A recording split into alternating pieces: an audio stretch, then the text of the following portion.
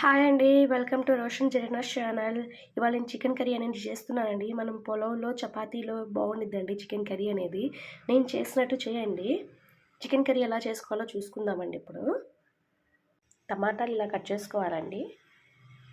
పచ్చిమిర్చి, జీడిపప్పు, ఆనియన్స్, కొత్తిమీర, కరివేపాకు, అల్లం వెల్లుల్లి పేస్ట్ ఫ్రెష్గా ఉంటేనే బాగుండిద్దండి టేస్ట్ అనేది.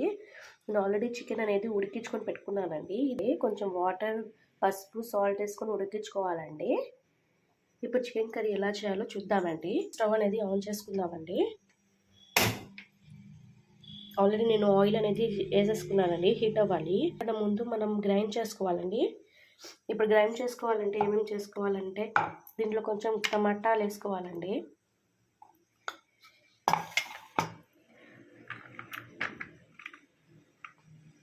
ఆనియన్స్ వేసుకోవాలండి. జీడిపప్పు కూడా వేసుకోవాలండి. జీడిపప్పు అనేది టేస్ట్గా ఉండదండి, వేసుకుంటే చాలా బాగుంటుందండి. ఒకసారి మీరు ఇలా ట్రై చేయండి. నచ్చితే మీకే మళ్ళీ మళ్ళీ చేయాలనిపించింది. నేనైతే పచ్చిమిర్చి అయితే 2 తీసుకుంటున్నానండి. ఇప్పుడు ఇది మనం గ్రైండ్ చేసుకుందామండి. ఇలా గ్రైండ్ చేసి పెట్టుకున్నానండి పేస్ట్ లాగా. ఇప్పుడు ఏం చేద్దామంటే ఆయిల్ అనేది హీట్ అవుతుంది కదండి. ఈ హీట్ అవుతున్న ఆయిల్లో కొంచెం పచ్చిమిర్చి వేసుకోవాలండి.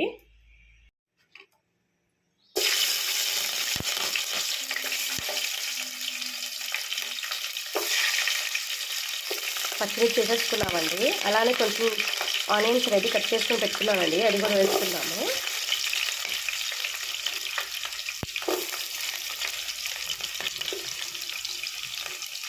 ఇప్పుడు ఇది కొంచెం వేగాలండి, ఆనియన్స్ కూడా పచ్చిమిర్చి, లేదంటే అలా బాగోదండి. కొంతమంది ఆనియన్స్ ఎక్కువ వేసుకుంటారండి, ఎక్కువ వేసుకోవచ్చు. కాకపోతే ఏంటంటే నేను ఆనియన్స్ తక్కువ వేస్తానండి. ఇది కొంచెం వేగేదాకా ఉందామండి. ఆనియన్స్ అనేది వేగుతున్నాయండి. ఇప్పుడు మనం కొంచెం అల్లం వెల్లుల్లి పేస్ట్ వేసుకుందామండి.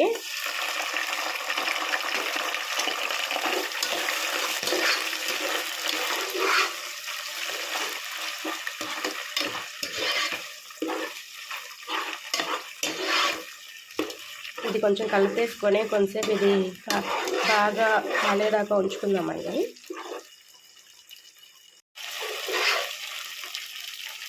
అల్లం అనేది వేగుతుందండి, అల్లం వెల్లుల్లి పేస్ట్. దీంట్లోనే కట్ చేసుకున్న టమాటాలు అనేది వేసేసుకుందామండి. కట్ చేసుకున్న టమాటాలు వేసేసుకున్నానండి. ఈ టమాటాలు అనేది బాగా మగ్గాలండి.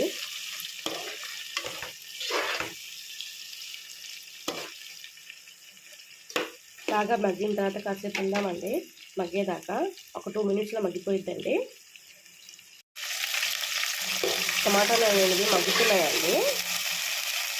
ఇప్పుడు దీంట్లో మనం గ్రైండ్ చేసుకున్న టమాటా, ఆనియన్, పచ్చిమిర్చి అండ్ జీడిపప్పు గ్రైండ్ చేసుకున్నాం కదండి, ఆ పేస్ట్ అనేది వేసేసుకోండి దీంట్లో. ఇప్పుడు బాగా కలుపుకోవాలండి.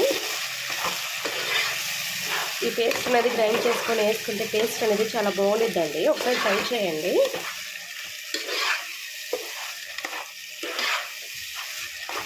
ఒక 2 మినిట్స్ పెట్టుకుందామండి కలుపుకున్న తర్వాత.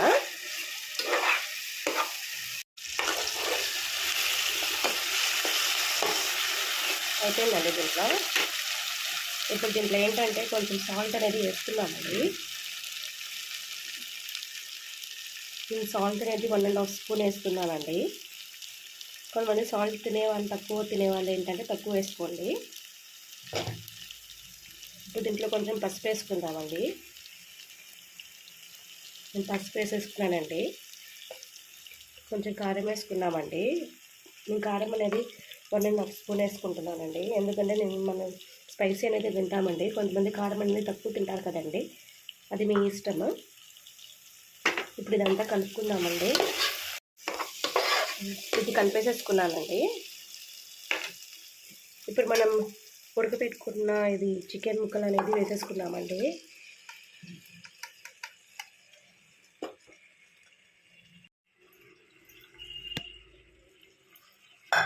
చికెన్ అనేది వేసేసుకున్నానండి. ఇప్పుడు ఇది బాగా కలుపుకోవాలండి. చికెన్ ముక్కలు అనేది కలిపి తీసుకున్నానండి. ఇప్పుడు ఒక 5 మినిట్స్ పెట్టుకుందామండి. ఇది కుక్ అయ్యిద్ది. 5 మినిట్స్ అనేది అయిపోయిందండి. ఒకసారి తీసి ఒకసారి తిప్పుకుందామండి.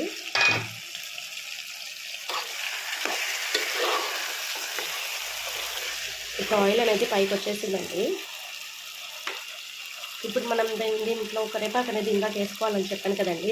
కొంతమంది ఇష్టం ఉంటే కరివేపాకు అనేది ఇప్పుడు వేసుకోండి. ఎందుకంటే కరివేపాకు ఫ్లేవర్ అనేది బాగా తెలిసిద్దండి. టేస్ట్ అనేది కూడా బాగుండిద్దండి. కొంతమంది కరివేపాకు అనేది వేసుకోరు, అది మీ ఇష్టం అండి. నేను కరివేపాకు అనేది వేసేసుకున్నానండి. ఇప్పుడు కొంచెం కొత్తిమీర వేసుకోవాలండి. పైన కొత్తిమీర అనేది వేసేసుకున్నానండి. ఇది బాగా తిప్పుకోవాలండి, అంటే ఇది బాగా కలుపుకోవాలండి.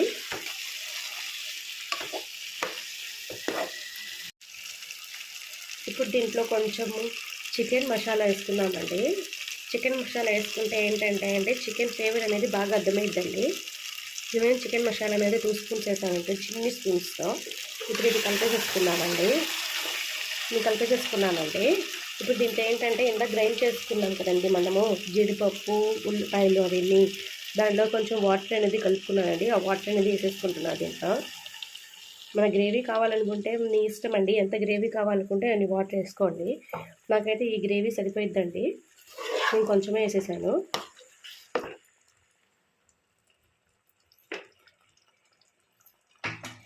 చూడండి, ఇప్పుడు ఇది ఆయిల్ పైకి వచ్చేదాకా ఉంచుకున్నామండి. ఒక 5 మినిట్స్లో ఇది పెట్టుకుందామండి.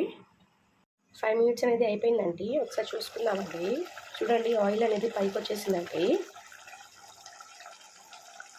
ఒకసారి ముక్క అనేది ఉడికిందో లేదో చూద్దామండి. ఎందుకంటే మనం ఆల్రెడీ చికెన్ అనేది ఉడికించుకున్నామండి.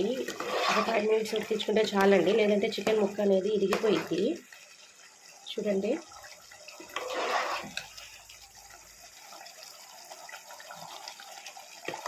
చికెన్ అనేది ఉడికిపోయిందండి, కర్రీ అనేది అయిపోయింది.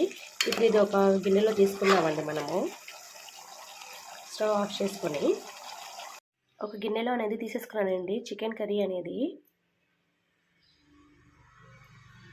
దీంట్లో కొంచెం గార్నిష్ కోసం కొత్తిమీర అనేది వేసుకుందామండి. చికెన్ కర్రీ అనేది రెడీ అయిపోయిందండి. ఇది నేను చేస్తే సూపర్గా ఉండిద్దండి. మీకు నచ్చినట్టయితే లైక్ చేయండి, సబ్స్క్రైబ్ చేయండి, కామెంట్ చేయండి. Thank you so much.